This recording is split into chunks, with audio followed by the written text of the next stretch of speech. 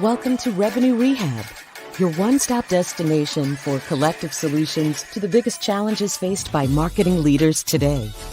Now head on over to the couch, make yourself comfortable, and get ready to change the way you approach revenue.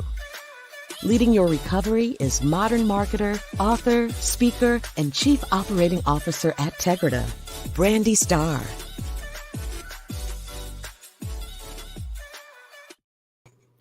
Hello, and welcome to another episode of Revenue Rehab.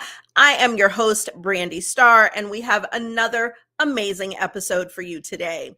I am joined by Adi Reske. Adi is an experienced B2B marketing leader, an entrepreneur, a coffee lover, a world traveler, and an inspiring birthday cake baker living in Boston. Welcome to Revenue Rehab. Your session begins now. Thank you. Thank you for having me. I am happy to have you. An aspiring birthday cake baker is definitely a unique one. So that is super exciting. I was going to say, now I'm going to be craving cake for the rest of the day. My kids know that before their birthday, they get to go on Pinterest and find all these crazy ideas for cakes, and mom will attempt to create one that looks as beautiful as this one. That is amazing. Like, that kind of artistic talent is something that I don't possess, but every time I see those cakes, it's just crazy how realistic they look or how creative they get with the things coming out of them and all the amazing things that you can do with icing. So super cool. But before we jump into really talking about our topic, I always like to break the ice with a woo-saw moment that I call buzzword banishment. So Adi, tell me, what buzzword would you like to get rid of forever? I like to propose 3: MQL, SQL, PQL. You're probably going to ask me, what's PQL? That one I know, product qualified lead. Good. I just want to propose to go back to basics. How about just leads, opportunities, closed won or closed lost? I think that we don't need more abbreviations. We don't need more, especially in sales and marketing. I just, what is an MQL? What do you qualify it by? How? If somebody got into the product, the PQL, surely they came through inbound, or it's really not needed. I like to go back to basics. I like, to be measured by good leads, good opportunities, closed lost. Super easy. I was going to say, yeah, and as if PQL wasn't new enough, now we have CQLs for the community qualified leads, because community-led growth is now another hot buzzword. So I do agree. And there's so much debate around, all of the QLs and what we call them. And to your point, it really is just a lead. So I'm with you. I'm good to put the acronyms into the box. We'll keep the L. Back to basics. And throw away the beginning letters. So we'll just keep the leads. So awesome. So now that we've gotten that off our chest, I asked you to join me today to talk about in-house versus outsourced. When it comes to marketing and different components of marketing. And I mean, as a consultant, where our bread and butter is companies who outsource their marketing operations and email marketing to us, obviously I have a strong affinity for outsourcing certain things. But this is something that, as I talk to other CMOs and heads of marketing, that there is a little bit of a debate. And in some cases, it's not a clear line around, which is better, if it's a blend of both, etc. And so thank you for joining me to talk about this and get another perspective as well. And before we like dive all the way in, I believe in setting intentions. It gives us focus, it gives us purpose, and most important, it gives our audience an understanding of what they should expect from our conversation today. So I'd love to hear, what's your intention for our discussion? What would you like people to take away? I'd like people to take away that kind of decisioning tree or decisioning mechanism to decide when to outsource, when to insource, and at which point, because it also kind of, at which point the company is or the marketing organization, and have that kind of, decisioning tree. Okay, perfect. And I think that's a great place to dive in. What is your opinion? So I'll start with the generic question of, what's your opinion on in-house versus outsourced? Right. So I've been working in the past probably 7 years, been working for small startups, anything from, zero revenue to 30 or 40 million. And when you start, normally in this space, you come in as a head of marketing, usually kind of marketeer number one, and they have a bunch of agencies that they use because the CEO just simply cannot do everything. And that's when you start asking yourself, what should I insource? What should I outsource? How much budget do I have? How will I get the best value? Right. And so I'll give you some examples of small company insource and outsource. I insource people who create content just because most companies are niche. Companies that sell open source project or technical products, companies that sell tax solutions, things that are very specific, right? It's very hard to outsource, the writing, the content creation to somebody who's never lived in this industry and doesn't have domain expertise in this industry. You really want somebody who lived and breathed that domain. And so I think when it comes to bringing, content creation, blog writing, things of that nature, you probably want to insource. But things like marketing automation, right? Creating better workflow in your HubSpot, creating better dashboards to measure, analytics and lead attribution. I found that, yes, can I do it? Of course I can do it, but it takes such a long time. And it takes away from my core specialty, my core expertise, that it really doesn't make sense. And there are people out there who, if you sit down with them and explain to them what you want to see first thing in the morning in your lead attribution dashboard, or what do you need from, a campaign automation perspective, workflows, that kind of thing, they do it very quickly. And it's kind of silly to spend all that time. Or, when you are working on a nice presentation and you really want to make a good impression, have an outsourced designer. Or if you need, to make changes on the website, it's silly to spend time on it. There's so many things that you need to do as a startup marketeer that we really, have to be careful. But then there are a few things that I've learned, new things that I've learned about insourcing and outsourcing. PR agencies, for example. I've noticed over the years, I worked for large companies, and normally if you're a large company, you outsource PR to other companies. And I was disappointed most of the time by it, just because most of the PR agencies bring people who are, either junior or a very marketing generalists. And so they don't understand your domain. And so what ends up happening is that you need to create the content for them. and they need to find the people, but they don't always know who are the publications that are important in your space.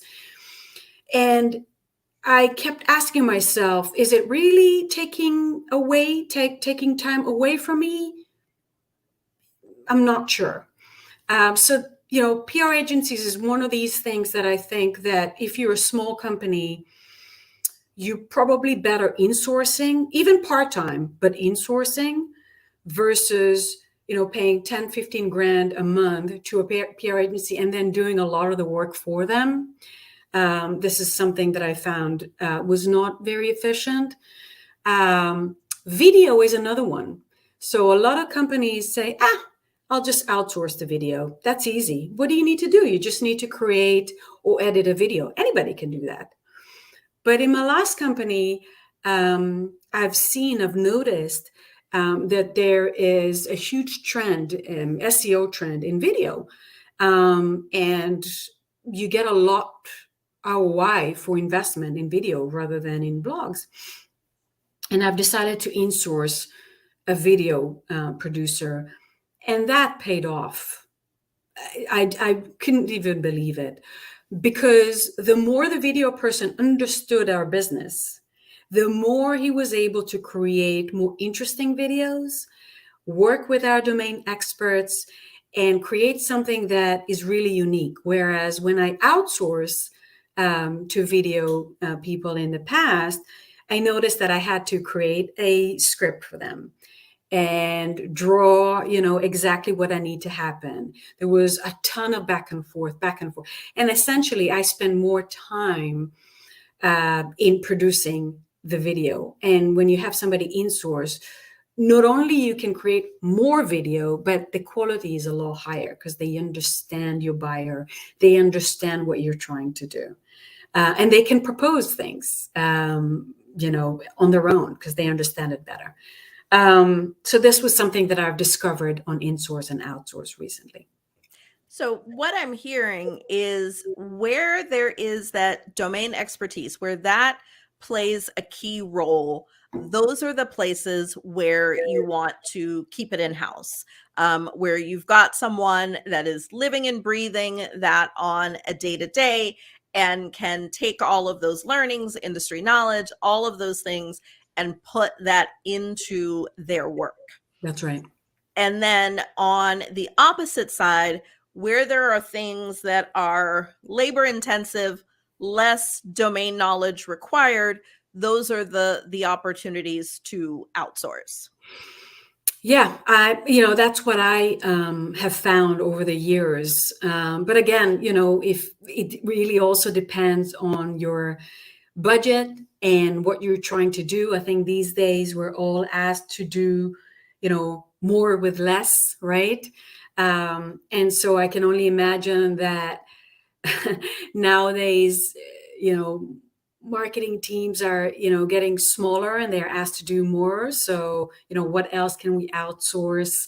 And how can we do that, right? And so things like, you need a PR person, and you cannot do it on your own. I've outsourced that. For example, I looked at Upwork and I've outsourced it to somebody who had background in, our domain. And it's kind of like insource, outsource, if you like, because they work part-time for the company. They had good domain. And I put kind of very clear KPIs around number of, measurement, around number of backlinks and things like that, and work very closely with them. So you're kind of like a hybrid. So I would say if you are, these days, who knows, you might look at kind of a hybrid model where you bring somebody part-time, but they have some expertise and you kind of insource, outsource them. Okay. And you hit on a few key points that I want to dig into more. So the first is the people management component. So I know that one of the benefits of outsourcing is you don't require headcount approval. They always say that there's a certain number in different different reports show a different number, but there's a number of people that one manager can manage effectively. And so the more people you add on your team, the more layers of overall people management you have to have, and you don't have that with outsourcing. So I'd like to hear your thoughts on the people management considerations when choosing to fill a role on your team, whether it's new headcount, giving that, responsibility to an existing person versus working with a third party to fulfill that responsibility. Where does that fit in your consideration set? Yeah, it's interesting what you're saying, because in my mind, when I outsourced, all of my outsourced resources joined my weekly marketing team. To me, it was part of the team, because how can you do marketing automation or campaigns or PR if you're not part of, if you don't know what's going on in the company? I think the more you know, the more you can come up with more ideas, help me better. Because I remember situations where I had like a marketing automation person, and we had the relationship of, I would have weekly call with them, and I would say, I need X, Y, and Z. That's what I need. And they would execute, but it wasn't as efficient. And then I started inviting them to my weekly meetings. And then during our weekly calls, it was like, Adi, I know you asked me to do X, Y, and Z, but I listened to you, or I listened to the other people in your team and your challenges and what you're trying to. Did you know that I could also do A, B, and C? And that just adds a ton of value, right? Because the people you bring are super brilliant, they're very smart, and they will always know more than you do. And so if you bring them in, that's really important. So to me, it goes without saying that anybody, whether you're outsourced or you're insourced, you have to be a part of the team meeting. You have to be a part of the Slack channel. You have to know what the company is doing, because that will, you'll add more value to me. You'll help me be a hero and better. I think what it helps is you don't have to go through the same recruiting process. For me, I have a lot of outsourced agencies that I've been working with for years. And so it's kind of rinse and repeat, if you like, go to another company. I bring my team with me. And so it saves some time. Whereas when you bring somebody in-house, there's a recruiting process. There's like 10 other people that they need to meet. Everybody has an opinion. Everybody has something to say. And it takes a long time. And when you bring somebody that is outsourced, they come in, they hit the ground running, they start executing. And that's huge. It helps you, act faster. They integrate with the company more quickly because that's their business, right? And so they immediately kind of work with everybody more easily. So, there's advantages and disadvantages, I think. To me, I think in any company I would work for, I would have a good mix of in-source and outsource. It makes sense to me. Yeah, and I'm definitely with you. I am not on one side or the other. Like, I don't think everything should be in-house, because I do believe that it creates some missed opportunities there. But then I also agree that you can't outsource everything, because you do need the domain expertise. Something else that you sort of subtly hit on that I want to expand on is, when thinking about outsourced, there are different types of outsourcing. And like you talked about Upwork, and I kind of bucket them in low cost outsourcing. So whether that is like an Upwork or, companies that outsource their, bring in people from overseas in order to give really low pricing. versus outsourcing where it is more highly skilled, and you're going to get more of that strategic presence. Um, any thoughts around like what is your criteria for, where you balance those low cost outsourced resources versus your higher cost but also highly skilled? Absolutely. So in things like marketing automation, you really don't want to go cheap because that's going to cost you later, right? You want people who understand.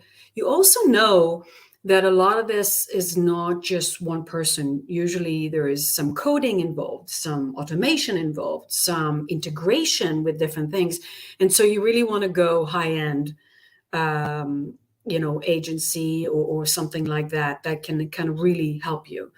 If you want to do rebrand or if you want to do naming, you really want to go high end. You really want to go with somebody who's done it before, who can really help you. You don't want to make any mistakes. You really don't. I think with redesigning a PowerPoint presentation or social posts, you can afford ish to try a lower point option, right? But I would also say when you go to the lower point option, look for some help from your friends, right? Look for your network, ask them, I'm part of the pavilion, for example, the community and some other communities. Ask around, people will tell you, right? Or not. I have a great designer. I don't want anybody else to work with her. I want her to work with me, and that's it. But there are certain things that where you can kind of afford, social media, right? Social media, you may be able to bring somebody who can work with you closely. And if it doesn't work, okay, you can defer to somebody else, or you can find somebody else. But certain things are very high risk, that you really do not have time to mess it up. Google Analytics is another one. Set up a good analytics platform. I did it. I've done it. It was a mistake. It was a mistake. You really want high quality measurement platform, something that you can trust, because that's your livelihood in marketing. If you cannot show good numbers, reliable numbers, you may lose your job, right? Yeah. Because then the company does not know where the money goes to, and you're not able to show where the money went and what you've achieved with it. And that's high risk. That's too high risk. Yeah, as a marketer, proving your worth is consistently important. Yeah, and I do agree with you. I think where I see value in more of the low cost outsourced resources is things that are highly repeatable and where there's no thought required. And I don't mean to discount the lower end resources, but it is, where I just need you to do this thing. I don't need you to think about it. Just do exactly what I'm telling you. Like where the instructions are exact and repeatable, that is where it is great. Like, we have a number of people we work with through Upwork. And it is for things like transcribing the podcast, for example. And those sort of things where it is literally take this recording, type the words that are in there. Yep. And so, there's no thought required. And those are places where you can save a bit of your budget on those kind of things, which then frees up more of your budget for the higher skilled, higher cost resources. I agree. It really depends on your budget. Honestly, I think that, again, if you're a large company, you might want to bring an intern to do that and then grow them inside the company. But it really depends. If you're a small company, you just have to rely on people to kind of help you from the outside. And then the last area that I wanted to dig into that you kind of touched on is focus versus the amount of time that you have. I mean, we know that time is finite. We've all got the same number of hours in a day. And you talked quite a bit about being able to outsource things allows you to focus on other things. And I think that that is a key consideration as well, because it is very much a just because you can doesn't mean you should. And that's, it's like, oh, my team can do that, but what is it costing you if they're doing this thing versus, focusing on the things that require domain expertise. So I'd love to hear you dig into that a little more, around how that has helped you in being able to hand certain things off to a third party. Yeah, and I think that's where the kind of the decisioning tree that I talked about comes in, right? Because marketing is one of the most diverse space in business. I think, it's anything from producing a video to automation to content to product marketing. There's so many things. And so my skill, for example, my core skill is product marketing. I've learned everything else, but product marketing is my core skill. So when I go in, I say, okay, I don't need to hire product marketing right now, but guess what? I'm not a good writer. I probably need some good writers with domain expertise, and I probably need some help with digital marketing. Just making it up, right? And so can I source them? Do I have enough budget, or do I need to go out there and find? So this is kind of the decisioning trees, like what can you do?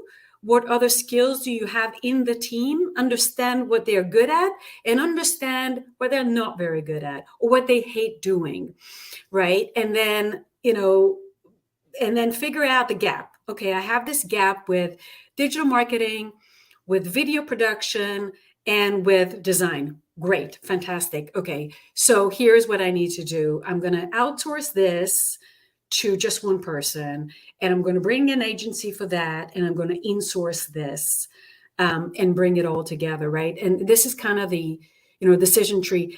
And then there is kind of the over time, because I remember in one company I brought an outsourced marketing automation because we were too small, and over time we grew. And it became sales operation and sales automation. And it became bigger and bigger. And at some point I was like, do you know what? We need to insource. It's time. It's time to insource it. We would still probably need some agency for that, but it's big enough that we probably need it, in-house. But there's kind of, depending on the size of the company, what your core skills are, what the team core skills are, and where are the gaps, and where are you trying to be? Are you trying to, all of us are trying to do, double inbound. Who doesn't, right? Yeah. So what does that look like? And where is the inbound going to come from? Do we need it from backlinks? Do we need it more from social? Where are our gaps? And that's how you kind of fill in. It's almost a puzzle. You kind of put the puzzle together. Yeah, and I like that. It's really interesting because I think different companies go through different evolutions. Like you talked about outsourcing marketing automation until you grew to a point that you felt that you needed to insource it. And then I'm thinking about one of our largest clients. Theirs was the opposite. They had insourced it when they were smaller. And then as they grew to a certain point, they were kind of like, we're never going to hire enough people to be able to handle this. Now we need to outsource it. So I do think that like your decision tree in, where do we have the skill set? Where is the headcount best deployed? Like, I think that is very much like the thought process. And in thinking about it, different companies are going to arrive at different conclusions from that same thought process. Absolutely. So really, really interesting. Well, I love that. And talking about our challenges is just the first step, and nothing changes if nothing changes. In traditional therapy, the therapist will give the client some homework. But here at Revenue Rehab, we like to flip that on its head. and ask you to give us some homework. So for those heads of marketing that are listening and are debating what they should keep in-house versus what they should outsource, what is your one thing? I like to give one action item, one clear next step to help move us in the right direction. So I'm going to ask you to give us some homework. Make a list of your core expertise. What is it? Right? Because marketing right now probably has, in general, marketing has maybe 50 skills. What are the core skills that you have right now, top 3, 4, 5 in your team? And then what are the gaps that you have in order to hit your goals this year and next year? I love it. Yeah, so let's make a list. Let's basically take inventory of the skills that we need and that we have to figure out what to do with those gaps. And as we are at the beginning of the year, I think everyone is looking and planning and all those sorts of things to figure out how are we going to hit the lofty goals that are always thrust upon us every year. So that is a great starting point. Well, I have enjoyed our discussion, but that's our time for today. Thank you so much. I enjoyed it a lot. Thank you for having me. Yes, thank you for joining me, and thank everyone for joining us today. I have thoroughly enjoyed my conversation with Adi. I can't believe we are already at the end. See you next time. Take care. You've been listening to Revenue Rehab with your host, Brandi Starr. Your session is now over, but the learning has just begun. Join our mailing list and catch up on all our shows at revenuerehab.live. We're also on Twitter and Instagram at Revenue Rehab. This concludes this week's session. We'll see you next week.